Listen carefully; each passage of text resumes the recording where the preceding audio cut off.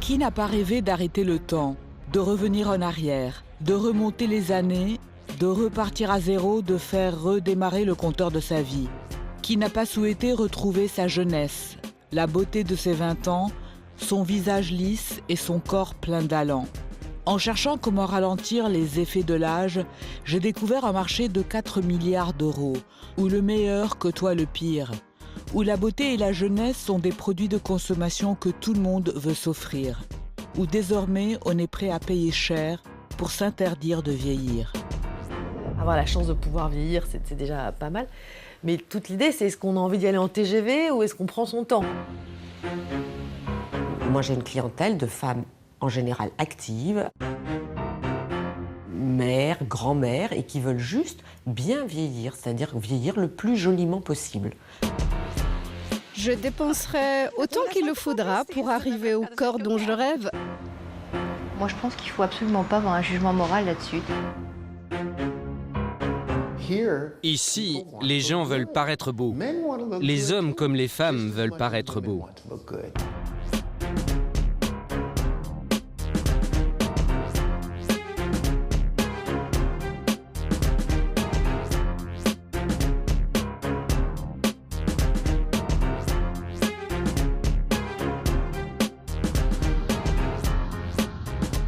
À quel âge doit-on débuter le combat?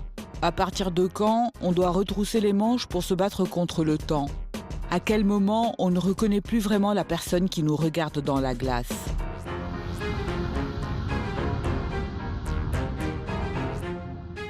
Donc ça, c'est une photo qui a été prise quand je suis rentrée au journal Elle, quasiment. Donc c'est en 97, donc ça fait 15 ans.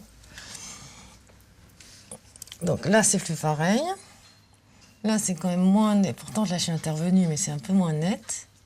Ça va, quoi. C'est pas non plus la débandade, mais c'est pas tout à fait pareil. Bon, bah voilà, quoi. Alors là, c'est un document encore plus ancien. Ça, c'est Voyage de noces. Ça, c'est 90. Alors, le seul truc que je trouve mieux par rapport à l'époque, c'est que là, c'est quand même un peu plus creusé. Avec le temps, on s'émacie un peu. Et ça, c'est pas mal parce que j'avais le visage quand même très, très rond. Voilà. En revanche, évidemment, le front, c'était mieux. Bon, ça va, hein, c'est pas non plus catastrophique. Ah, c'est là, quoi, c'est là. Le plus révélateur, c'est pas devant son miroir, c'est en photo. Ouais, là, ça vous saute aux yeux.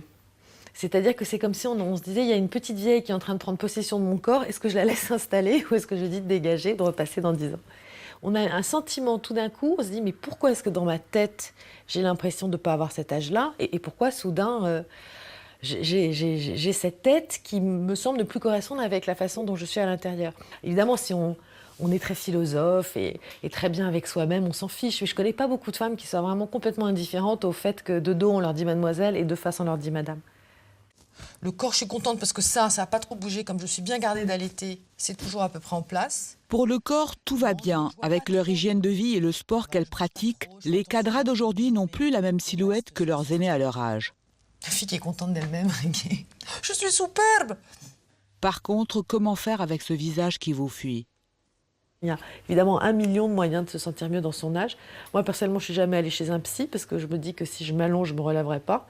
Mais je vais chez mon médecin esthétique à qui j'ai offert, je pense, un plongeoir en bois des îles pour sa piscine déjà et c'est pas fini. Nous sommes des millions de candidats à la jeunesse, hommes et femmes à qui il est déconseillé de vieillir. Et la vie nous le signifie parfois brutalement.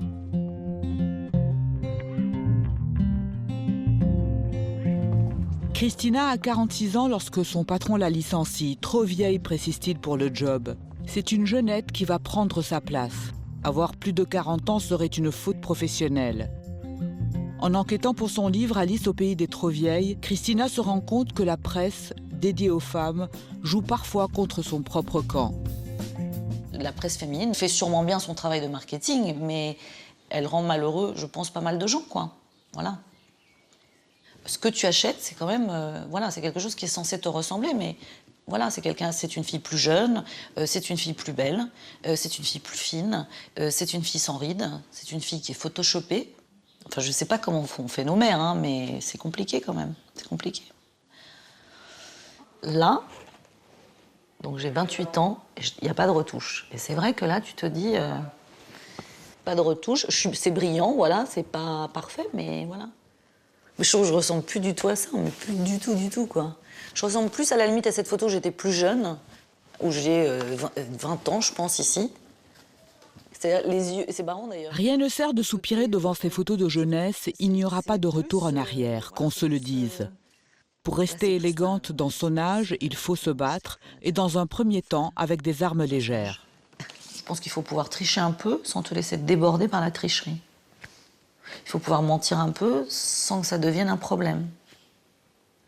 Mais il ne faut pas que ça te rende malheureux, voilà. Les premiers gestes pour lutter contre le vieillissement peuvent être réalisés sans bistouri. Bonjour. Bonjour Christina. Comment ça va? Ça va bien toi? Ouais.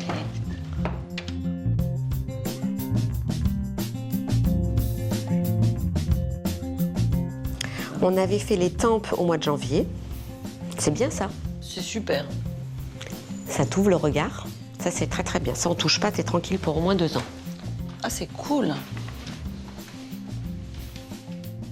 On va récupérer un tout petit peu les pommettes. Elle n'en a pas besoin de beaucoup. Mais je veux redresser un tout petit peu cette partie-là. Vous voyez, on voit déjà. Tu vois que je suis un clown. T'es super douée en clown. Je suis super bonne en dessin. En dessin, t'es une vraie... Ici, pas question de chirurgie lourde, mais des gestes doux pour combler les creux du visage et les rides qui donnent l'air fatigué. Il peut s'agir soit d'injections de Botox, la toxine botulique qui, en paralysant certains muscles et en les empêchant de se contracter, évite la formation de rides.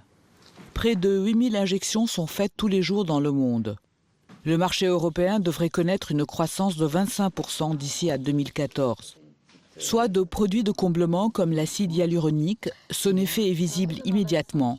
À la fin de la séance, les rides ont déjà disparu, mais le résultat définitif est optimal 10 jours après l'intervention et dure près de 6 mois. C'est vous qui décidez si c'est une seringue ou 2? Je sais la quantité qu'il faut pour réparer. Il y a une question de goût, il y a une question de coût. Maintenant, le coût, c'est pas trop un problème parce que les produits tiennent très longtemps. Donc une patiente peut très bien revenir 6 mois après et refaire une seringue. Ça coûte combien une seringue? Ça dépend des produits utilisés, mais en général, ça tourne autour de 350 €. Tu voulais un traitement qui change. En fait. Tu voulais un traitement qui change pas beaucoup. Ah bah non. Je te fais un traitement qui ne change pas beaucoup, mais qui parce que le but c'est quand même de faire quelque chose, sinon c'est pas la Non, peine. mais d'accord. Faire Non, pour mais ne là, rien c'est faire, bien. ça ne sert à Ne jamais oublier, ce n'est pas en multipliant les injections que l'on va retrouver les joues de notre enfance. D'où l'importance de ne pas faire le tour des médecins de l'Hexagone en réclamant toujours plus. Pour ne pas se retrouver avec un visage gonflé comme un ballon, comme on en croise dans les rues ou sur nos écrans. Tout ça, c'est des épiphénomènes. C'est vraiment je sais. pas Oui, les bien sûr. 99,9% de notre activité qui sont c'est- des femmes qui nous disent toute la journée « docteur pas trop »,« docteur surtout que mon mari voit rien », surtout que ça reste Ouais. très naturel. Ça, c'est la réalité de notre travail. On n'est plus au temps du lifting de Megève. La médecine esthétique s'est démocratisée. J'ai fait une journée dans le cabinet d'un médecin esthétique pour le magazine Elle. J'étais là en tant qu'assistante et je regardais qui étaient les clientes. Et c'était pas du tout des bourgeoises dans mon genre. C'était des profs, il y en avait une, elle était vendeuse. Donc j'ai parlé avec elle, j'ai dit pourquoi vous êtes là? Elles m'ont dit ben voilà, c'est quand même un peu moins cher qu'avant de faire des injections. Et moi je préfère économiser, pas m'acheter de fringues pendant 3 mois et me regarder le matin et pas avoir l'air fatiguée. Donc je fais ça. Elles sortaient de là ravies. Et elles ressemblaient pas à des Américaines pathétiques avec des bouches comme ça, pas du tout. Elles faisaient ça comme on fait de la gym. Le bien-être n'est pas le seul enjeu de cette tendance anti-âge.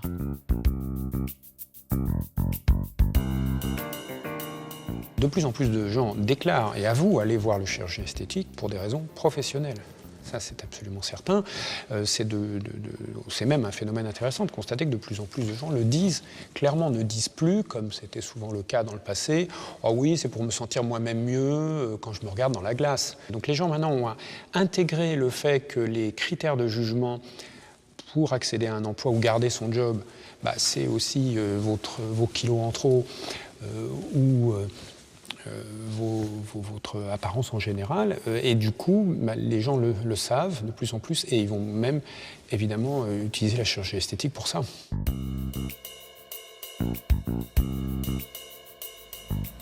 Il y a un deuxième enjeu, c'est que les hommes comme les femmes sont dans des couples qui se font et qui se défont.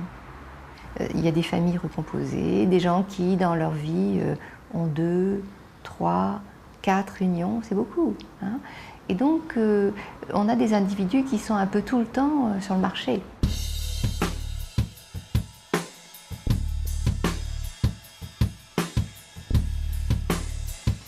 Ce sont tous ces enjeux privés et professionnels que l'on confie aux 900 chirurgiens esthétiques de France.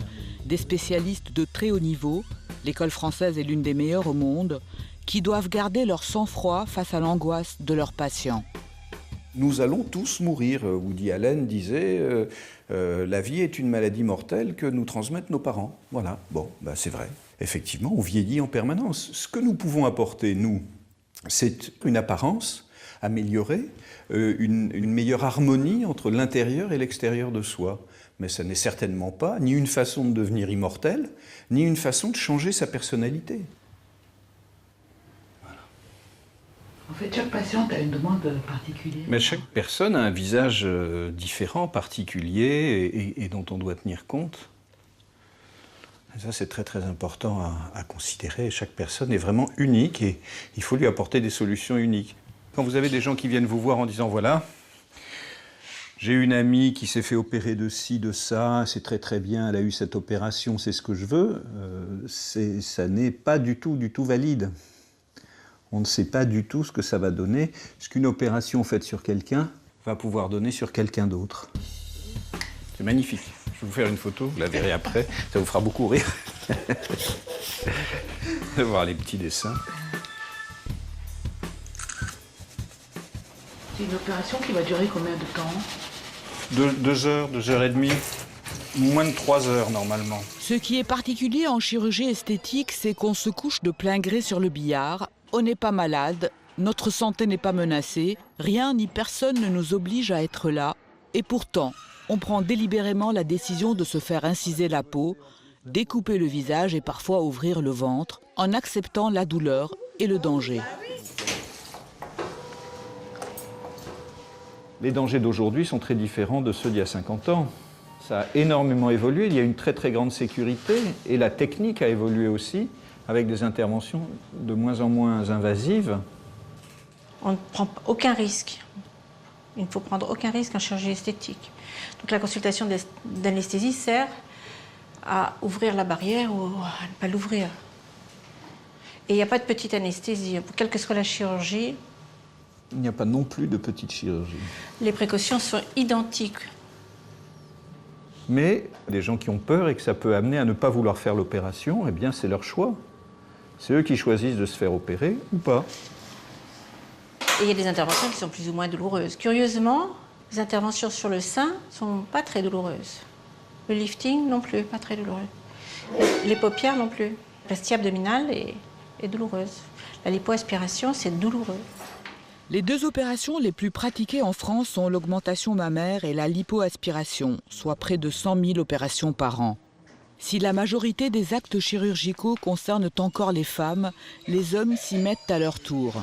Pour preuve, le marché masculin a augmenté de 7% en 2011. Quand on voit le nombre d'hommes politiques, d'acteurs qui se teignent les cheveux, qui interviennent sur leur visage, qui font de la chirurgie, qui font des petits liftings, il y en a de plus en plus. Donc il est évident qu'ils vont y aller eux aussi.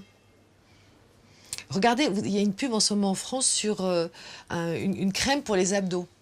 Donc on parle à ces hommes comme on aurait parlé aux femmes il y a 30 ans, les prenant pour des cruches. C'est-à-dire on leur dit, on voit un type surgolé, allongé dans son lit avec sa crème, et puis il y a un truc rouge qui tourne, ça va travailler la nuit pendant que tu dors, et tu vas perdre 15 cm d'abdos rien qu'en te mettant ta crème, continue à manger du saucisson, à boire de la bière, tes abdos vont apparaître tout seuls. Eh bien, truc extraordinaire, mon mari a acheté ça.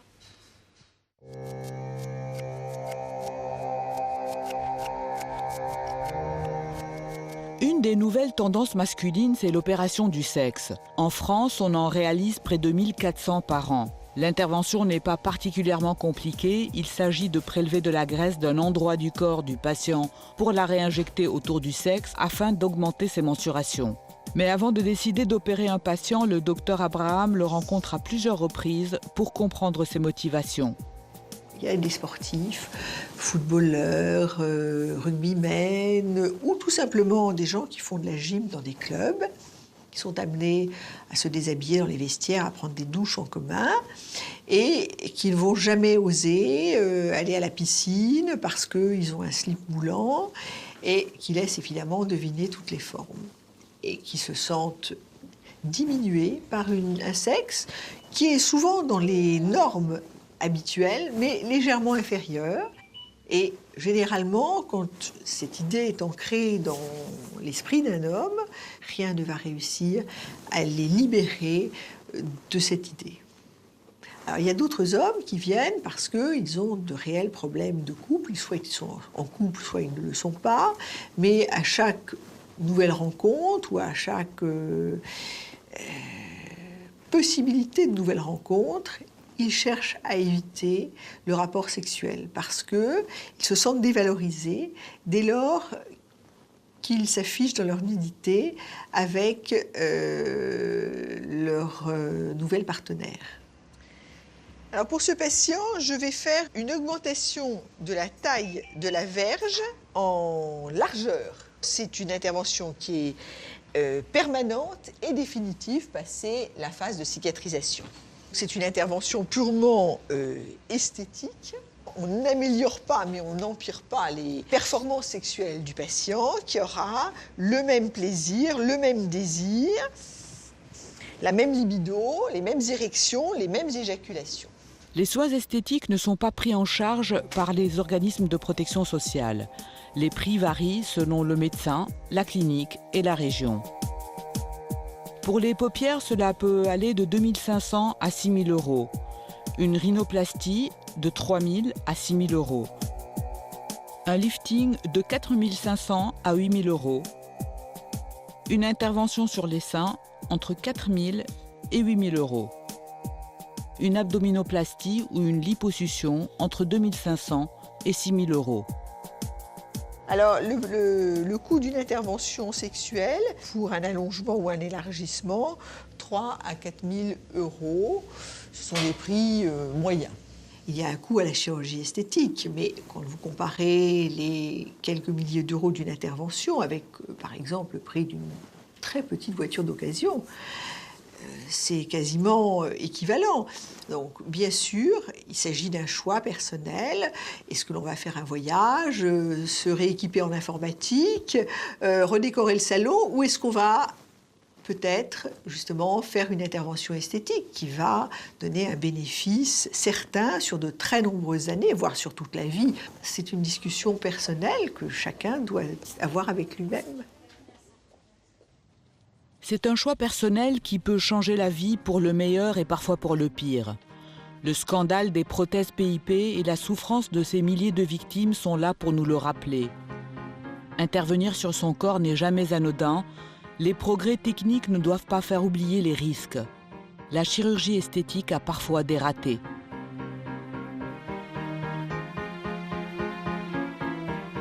Léa a 50 ans et 10 kilos de trop depuis son licenciement et sa dépression. Alors le jour où elle rencontre un nouveau compagnon, elle décide de déménager et de prendre soin d'elle. Je me suis dit, je vais me faire toute jolie pour arriver là-bas, je vais retrouver du boulot, je vais avoir une meilleure image de moi et ça va être un nouveau départ. Je voulais pas ressembler à une gamine. Je voulais faire mon âge, mais bien porter mon âge, puisque c'était possible. Alors voilà, mon ventre était comme ça. Donc, qu'est-ce qui n'allait pas dans votre ventre? Alors, là, couché, on voit pas bien, mais debout, j'avais le petit ventre, la petite bedaine, et là, des petits bourrelets là, on voit bien. On voit bien la culotte de cheval, les bourrelets de chaque côté, les deux petites boules qui sortent, et puis une silhouette un peu empâtée, je vais dire. La liposuction qui est supposée faire fondre les bourrelets de Léa est complètement ratée. De plus, le chirurgien lui a brûlé le ventre. Alors, 1 an et demi après l'opération, voilà mon ventre. Alors, les bourrelets qui n'étaient pas très apparents se sont tous condensés comme ça, là. Toutes ces taches Ce sont les points d'entrée des canules, donc j'en ai un peu partout, dans le dos, partout où il est intervenu. La brûlure est là, avec... elle est encore très dure, très marron, très dure. La peau a claqué un peu partout. J'ai du dur, j'ai du mou, j'ai des creux, j'ai des bosses. Pareil, les cuisses, la culotte de cheval que je voulais enlever est toujours là, agrémentée de beaux petits ronds noirs comme des grains de beauté. C'est l'entrée des canules. Derrière, il y a beaucoup de souffrance.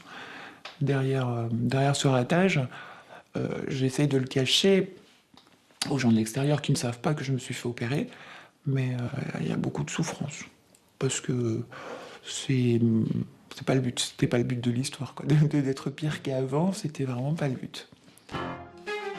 Léa décide de ne pas en rester là, d'autant que le médecin ne reconnaît pas avoir raté son opération, mais admet juste avoir brûlé le ventre de sa patiente qu'il envoie négocier avec son assureur.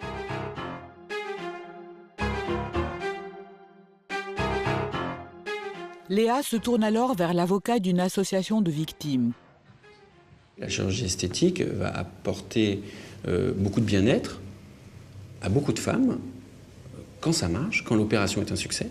Par contre, quand ça rate, elle culpabilise.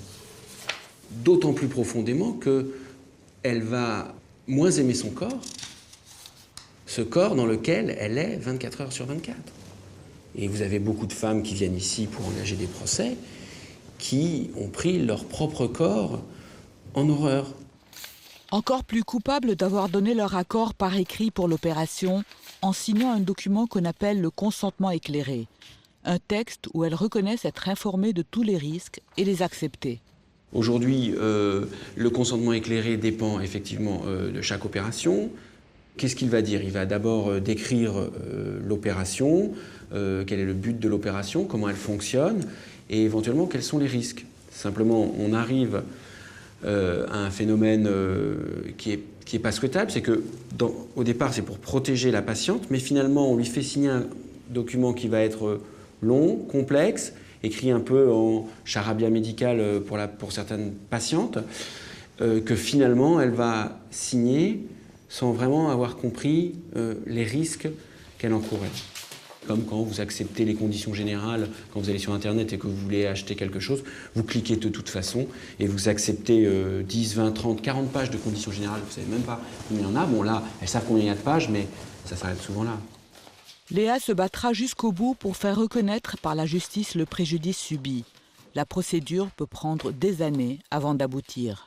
C'est juste le cauchemar, voilà. J'avais déjà pas confiance en moi avant. J'avais fait ça pour avoir de nouveau une belle image de moi, pour mes enfants, pour mon conjoint, pour tout le monde, pour ma vie, quoi. Et alors là, c'est plus du tout le cas. Là, j'ai plus confiance en moi, j'ai plus confiance en moi. D'autres victimes auront moins de chance dans leur malheur.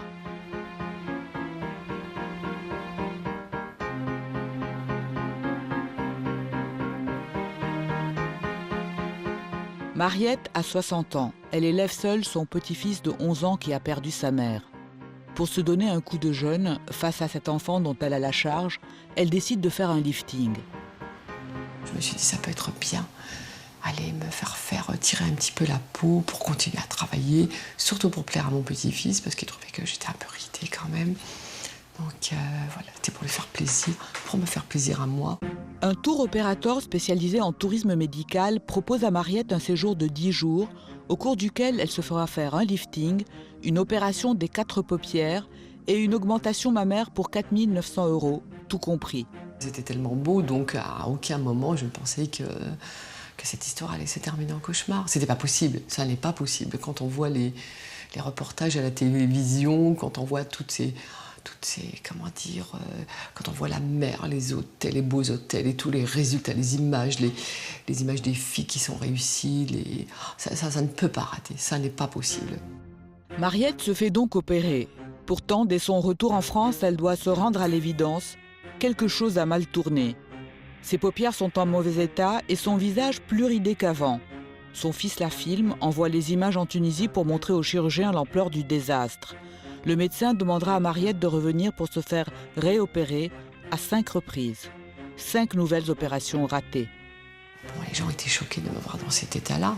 Je ne pouvais pas leur dire, écoutez, je reviens de Tunisie, j'ai fait faire un lifting, j'avais tellement honte de moi, je me sentais tellement ridicule, tellement bête, tellement stupide que je leur ai dit, oh, je me suis pris une porte, je me suis pris la tranche de la porte, que j'ai foncé dedans, ça m'a explosé l'œil. Pourquoi on se sent ridicule? Comment je me sentais ridicule. Pourquoi? Ridicule. Bah parce que je me prenais un peu pour la grenouille, quoi, voilà, je voulais gagner quelques années, et puis en fait, j'ai tout perdu. En payant, j'ai payé et j'ai tout perdu. Je suis allée vers le pire.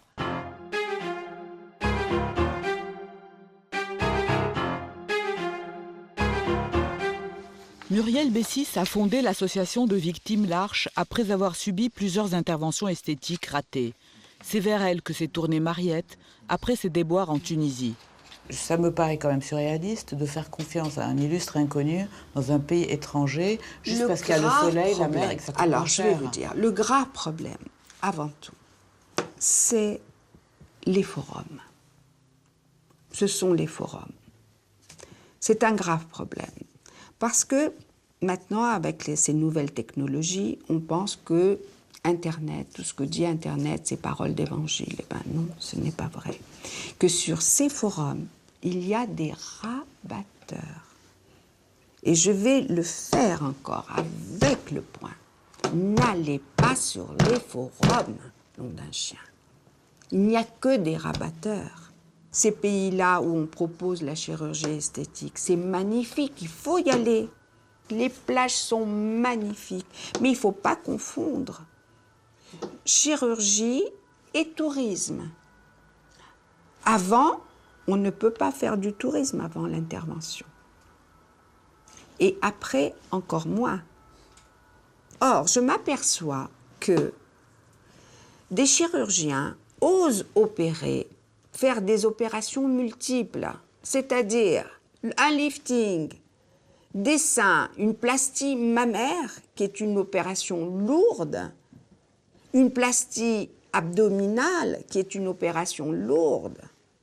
3 interventions en même temps, c'est aberrant. Aucun chirurgien au monde ne ferait une chose pareille, sachant que sa patiente repart dans 3 ou même 5 jours. Ce n'est pas possible. Il faut que ça change. Je ne demandais pas grand-chose, je ne voulais pas avoir l'air d'une mimo, je voulais juste avoir les traits un petit peu plus lisses, un peu plus reposés. Donc là, voilà, je suis outrée qu'on puisse faire ça, qu'on puisse gâcher la vie aux gens comme ça, des femmes qui comptent sur eux, qui mettent leur vie entre leurs mains. C'est un petit peu ça, on met notre vie dans leurs mains. En plus de leur vie gâchée, les victimes de ratés esthétiques doivent faire face au regard de la société qui n'est pas tendre avec celles qui cherchent à rajeunir. Les femmes qui interviennent sur leur visage, qui font de la médecine esthétique, je trouve, sont très cruellement regardées par les autres, surtout par les plus jeunes. On entend souvent de telle actrice qui a fait des trucs à son visage, elle est pathétique, elle est moche, pourquoi elle fait ça, c'est superficiel, elle est... Voilà. Alors que, est-ce qu'on reprocherait à une fille de 20 ans d'arranger son acné ou de porter un appareil dentaire? Jamais. En revanche, la ride, il faut la supporter. C'est vraiment vie avec ta disgrâce parce que sans ça, tu es une femme superficielle et tu ne mérites pas, tu n'as pas de valeur. Si en France, on s'autorise à ricaner face à ceux qui cherchent à modifier leur apparence, au Brésil, c'est tout le contraire. Dans ce pays de 190 millions d'habitants, la chirurgie esthétique s'exhibe. Contrairement à la France, pas de regard moralisateur. Le pays regroupe plusieurs ethnies, on est donc habitué à la différence. Le corps n'est pas camouflé toute l'année dans un imperméable gris et courbé sous la pluie, mais exposé à l'air marin, expansif, généreux, que ses courbes et ses formes soient d'origine ou pas.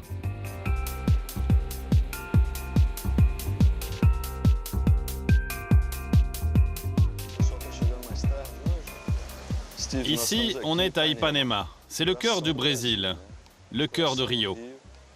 C'est ici que tout se passe. Toutes les nouvelles tendances. La mode, les comportements, l'image, la musique, tout part d'ici. Le Brésil vit un boom économique et cela facilite l'accès de toujours plus de gens à la chirurgie esthétique.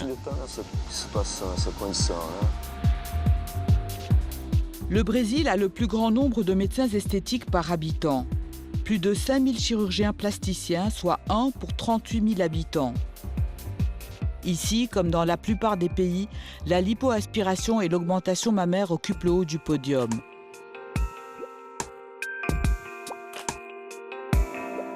Flavia s'est déjà fait refaire les seins et le ventre. Aujourd'hui, elle sollicite le docteur Sucupira pour la 3e fois. J'ai déjà fait refaire mes seins, mon ventre. J'ai beaucoup aimé ces interventions sur mon corps, mais il manque un petit quelque chose sur mes fesses. On a 2 modèles de prothèses ici. Une ronde et une ovale.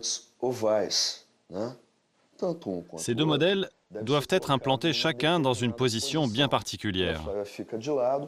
Pour la position, c'est très simple, on met ça ici sur les fesses. Ça se met comme ça sur les côtés pour remplir les irrégularités du corps. Ici, là, on va faire une incision et on va mettre la prothèse sous les muscles.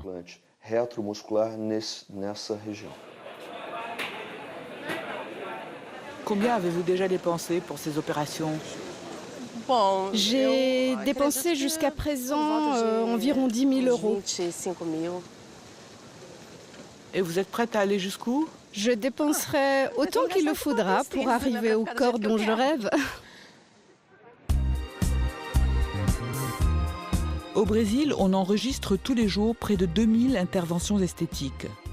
Les banques accordent des crédits spécifiques pour ces opérations et même les habitants des favelas y ont accès.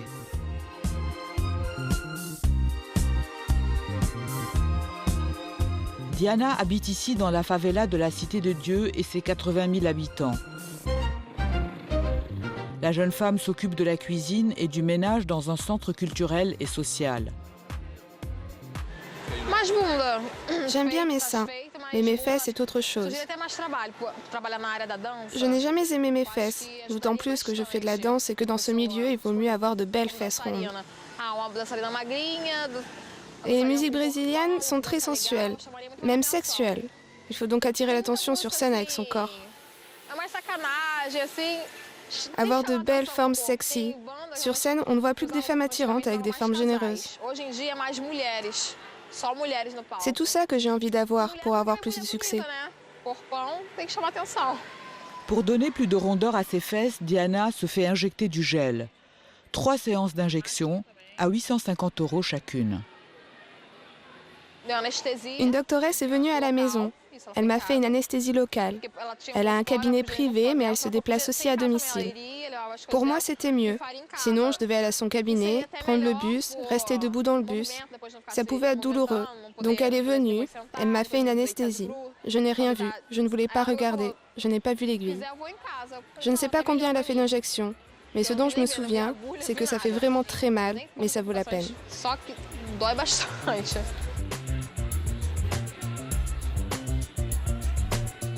Dans les quartiers défavorisés, la beauté est aux filles ce que le foot est aux garçons, une promesse de reconnaissance sociale. Les opérations comme l'augmentation mammaire et la liposuction sont déductibles des impôts sur le revenu. C'est l'administration fiscale elle-même qui le dit, les interventions esthétiques sont un enjeu pour la santé physique et mentale et il n'est jamais trop tôt pour commencer.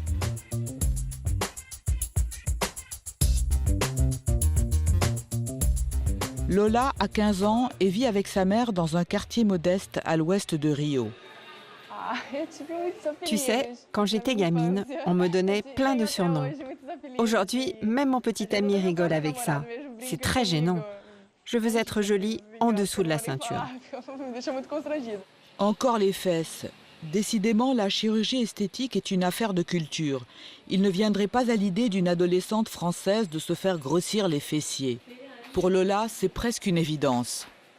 En fait, je fais des petits boulots de mannequin et dans cette profession, il faut être maigre. Ce que je suis. Le problème, c'est que certains habits que je porte pour les défilés ne me vont pas très bien parce que je manque de fesses. Donc, j'ai envie de modifier ça en mettant de la silicone, quelque chose d'assez discret, des prothèses relativement petites. Pour l'instant, je veux juste modifier mes fesses. Plus tard, je changerai peut-être d'avis. Si je décidais de mettre plus de silicone, je le ferais par exemple dans les cuisses et puis dans les mollets. C'est ta mère qui t'a conseillé de faire ça? Oui, c'est ma mère. Tu trouves pas ça étrange?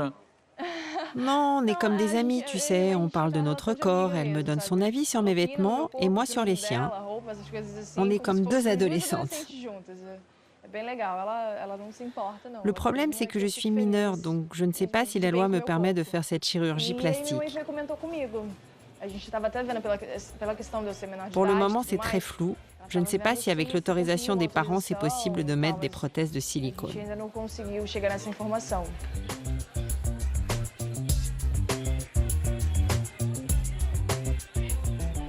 Au Brésil, on fait refaire les fesses. Alors les fesses, là, pour le coup, je crois que c'est très douloureux parce qu'il faut rester allongé sur le ventre pendant très longtemps. Mais vous imaginez si ça pète les fesses, enfin si ça fuit dans les avions et tout, c'est affreux. Ça devient le cauchemar. Ça devient le cauchemar. Bon, on y viendra peut-être, hein, parce qu'on rigolait tout ça, le Botox est au début, puis c'est venu chez nous. Le lieu où toutes les tendances battent déjà leur plein, c'est ici, aux États-Unis. Le marché américain est le plus important du monde. Il affiche une santé insolente avec une croissance de 11% prévue pour les prochaines années. C'est dire qu'on est loin de la crise des subprimes. Los Angeles, c'est ici qu'a été tournée la fameuse série télé à succès Nip Tuck qui met en scène les aventures de deux chirurgiens esthétiques. Ici, remodeler son corps ou son visage est complètement entré dans les mœurs. Pas de culpabilité à avoir, on se fait du bien et on le dit.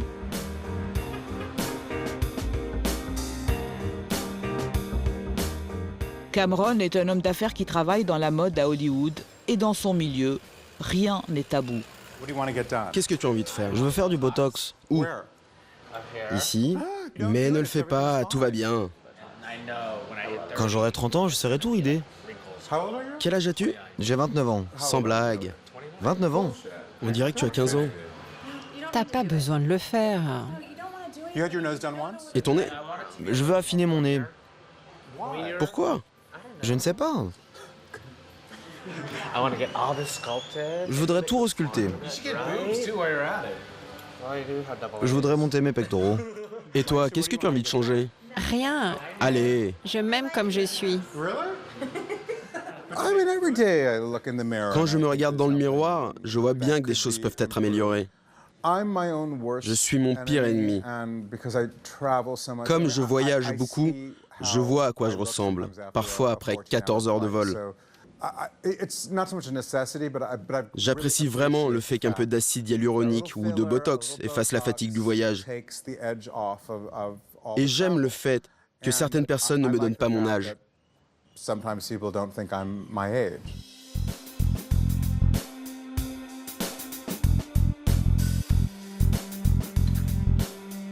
Le docteur Gabriel Chu a fondé l'une des cliniques les plus réputées de Beverly Hills. C'est là que Cameron vient entretenir sa jeunesse. Alors, qu'est-ce que vous allez me faire? C'est ce que j'allais vous demander. Je veux ressembler à un adolescent. Tu as un logiciel pour ça? Alors Cameron, que pensais-tu faire aujourd'hui? Je crois qu'on pourrait intervenir ici. Ok, très bien. Ma bouche me semble ok. Ça, c'est vraiment personnel. Certaines personnes souhaitent plus de volume dans les lèvres. Moi, je me trouve bien, qu'en pensez-vous? Dans votre profession, vous voyez beaucoup de bouche. On peut en rajouter un peu, ici, au coin des lèvres, si tu ouvres doucement. We should start with a little additional volume in the lower lip like this, okay? Depuis quelques années, il y a de plus en plus d'hommes qui viennent pour des injections de Botox, pour des peelings faciaux, pour des gestes qui aident à inverser le processus de vieillissement. Relax, close your eyes. Pinch. I've even done facelifts. J'ai même fait des liftings à des hommes.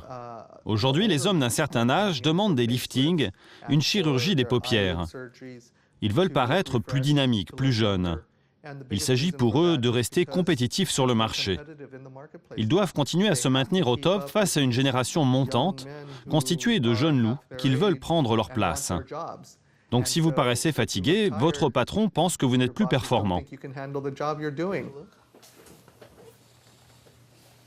Just a very subtle amount from there on out, lifting out like that compared to this. And you can see that the lines are smoother on this side. Okay? Je suis très heureux. Le docteur essaie de faire quelque chose de naturel. Oui, tu ne veux pas avoir des lèvres de canard. Exactement. Et personne ne devine ce que j'ai fait. Oui, c'est très naturel. Être jeune, mince, jamais triste, jamais fatigué. Paraître 30 ans à 40 ans et 40 à 50 ans, avec ses injonctions désormais mondialisées, le Dr Chu a du travail pour les prochaines décennies.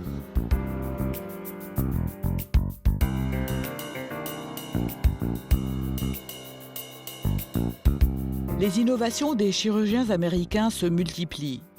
L'une des opérations en vogue est celle que Monica, 35 ans, s'apprête à subir.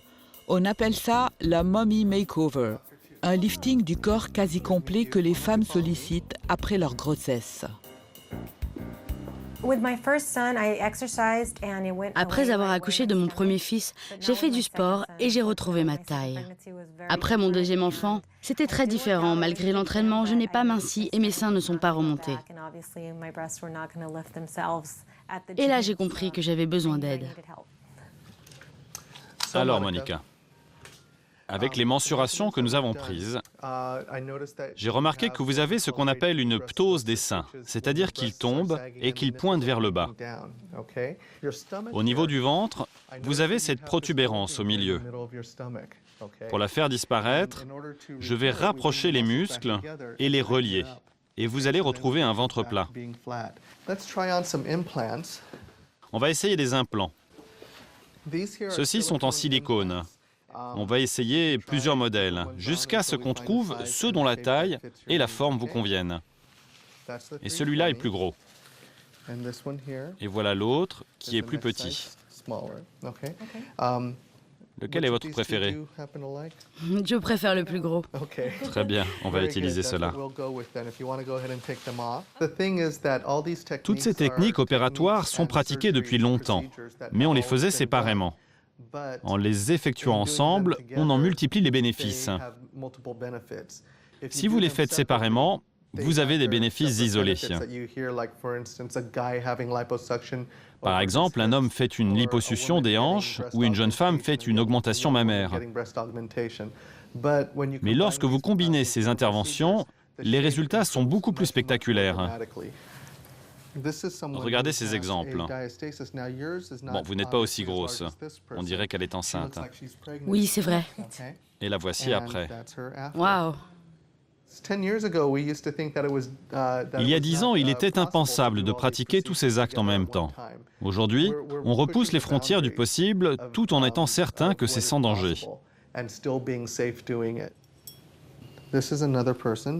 Avant l'opération, et là c'est elle 2 mois plus tard. Et là c'est elle 3 ans plus tard. Regardez comme le nombril est naturel. Pour retrouver sa silhouette de jeune fille, Monica va dépenser près de 18 000 €. Quand j'étais enceinte de mon premier fils, j'ai pensé que j'aurais probablement besoin de chirurgie esthétique après mon accouchement. Et j'ai commencé à mettre de l'argent de côté sans rien dire à mon mari de mes économies. C'est comme ça que j'y suis arrivée. Vous savez, on n'a pas envie de faire du shopping quand on est enceinte. Monica devra rester plusieurs jours à l'hôpital après cette opération. Dans son entourage, seul son mari est au courant.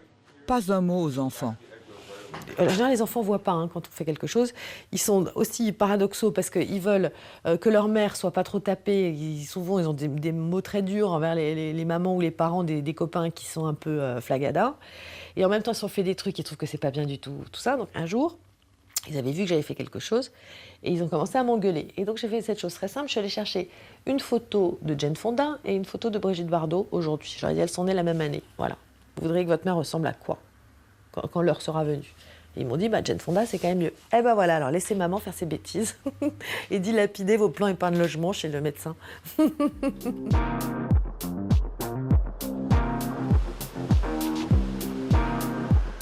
Toujours ce sentiment de culpabilité quand on prend soin de soi au lieu de tout donner à ses enfants.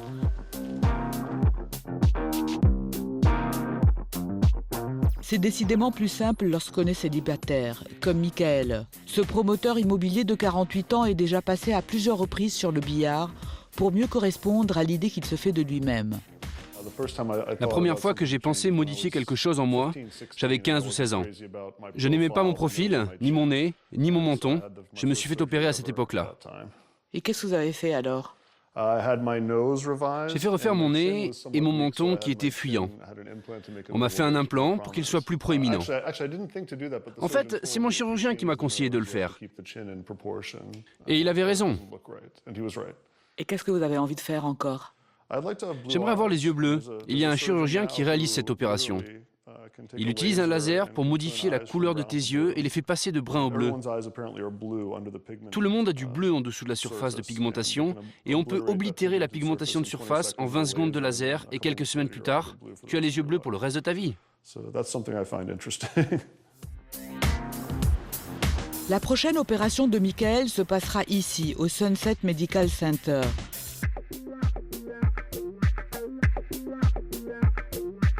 Son chirurgien, David Matlock, est une star mondialement connue. Sur ses murs, il affiche ses diplômes et les photos dédicacées des vedettes du showbiz qu'il a opérées. Ce gynécologue de formation est très connu pour la réfection des sexes féminins. Mais aujourd'hui, ce qui fait grimper le nombre de ses patients, c'est cette opération qu'il a mise au point il y a 6 ans et qui transforme les abdominaux des hommes en véritables tablettes de chocolat. Bonjour Michael, comment vas-tu?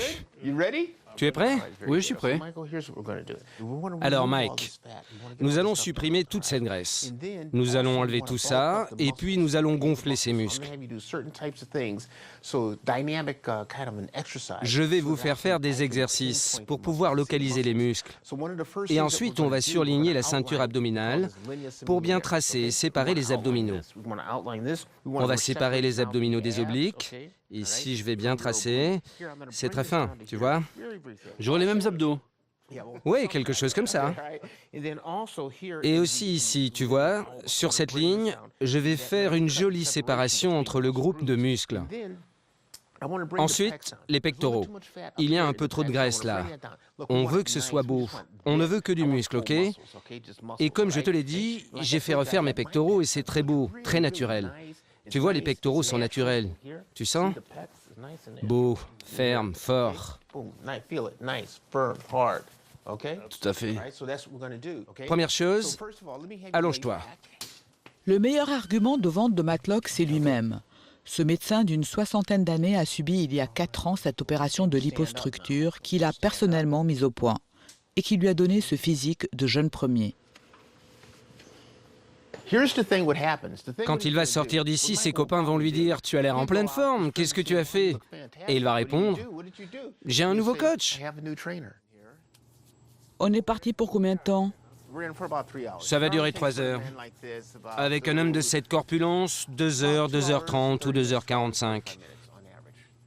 Pour redessiner les pectoraux, les biceps et les abdominaux de Michael, le docteur Matlock va prélever la propre graisse du patient et la réinjecter dans ses muscles pour les gonfler. Vous allez me voir injecter la graisse. Là, j'injecte. Vous voyez, là, c'est la graisse. Ouais, c'est super, là. Après la reprise de l'entraînement sportif, cette graisse se mélange à ses muscles et, loin de les affaiblir, va participer à l'augmentation de la masse musculaire. Comment s'appelle cette opération? Cette opération, c'est la Matlock. Ici, les gens veulent paraître beaux. Les hommes comme les femmes veulent paraître beaux. Ils veulent ce look de sportif, ce look athlétique, ce corps bien dessiné. C'est pour cela qu'ils viennent me voir. Parce que je leur donne tout ça. L'intervention coûte 18 000 € et les candidats sont nombreux. C'est cher, bien sûr. C'est un investissement. Je le vois comme tel. Vous savez, vous payez pour différentes choses. Votre santé, votre garde-robe, votre voiture, des choses comme cela. Et je pense que cet investissement-là est permanent. Un mois plus tard, Michael peut voir les premiers résultats de son investissement.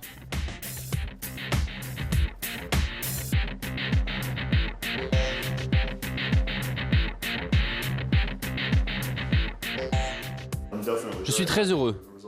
Le résultat est excellent. Vous ne pouvez pas obtenir ce résultat-là avec la gym. Le sport ne peut pas venir à bout de cette graisse-là, dans cette zone. J'ai hâte de retourner à la gym et de voir comment ça va évoluer avec la reprise de l'entraînement. Michael a encore d'autres projets pour la suite. J'aimerais avoir des joues mieux dessinées, mais je pense que ce n'est pas possible sans mettre des implants. Et ça, je n'en ai pas vraiment envie. Michael est heureux. L'image que lui renvoie son miroir le rassure. Et finalement, n'est-ce pas ça le plus important? Le regard que l'on porte sur soi, pourvu qu'il soit bienveillant. Ah bah si, on est battu d'avance. Mais on peut... on sait qu'on va finir par perdre. Mais on peut, comme au poker, se recaver. Essayer de jouer plus longtemps. C'est ça, hein, tous ces trucs-là, de toute façon. On veut jouer plus longtemps.